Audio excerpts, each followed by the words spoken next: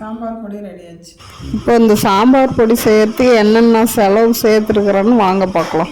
எல்லாம் வறுத்து எடுத்து வச்சாச்சுங்க. இப்போ வந்து கொத்தமல்லி 1/4 கிலோ வறுத்து எடுத்தது, ஜீரகம் 50 கிராம், மிளகு கொட்டையும் ஜீரகமும், அரிசி ஒரு 100 கிராம், எல்லாமே வறுத்தாச்சு.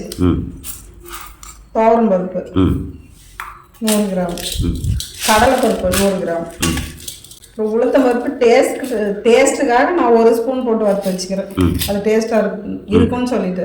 இது வந்து வெந்தயம் 2 ஸ்பூன், பெருங்காயம் கட்டு பெருங்காயம், அப்புறம் கடுகு ஒரு 3 ஸ்பூன் இருக்கும், வறுத்து வச்சுட்டேன். இப்போ மஞ்சத்தூள், இது நான் வீட்டில் அரைச்சதுனால நான் மஞ்சத்தூளே போட்டுக்கிறேன். வறுத்து வச்ச கல் உப்பு, இதில் வந்து மிளகாயும் கருவேப்பிலையும், இது வந்து 200 கிராம். இப்போ இதெல்லாம் போட்டு அரைச்சி ரெடி பண்ணணும், அரைச்சி சளிச்சு எடுக்கணும்.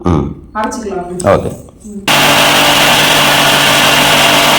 சாம்பார் பொடி ரெடி. சாம்பார் பொடி ரெடி ஆச்சு.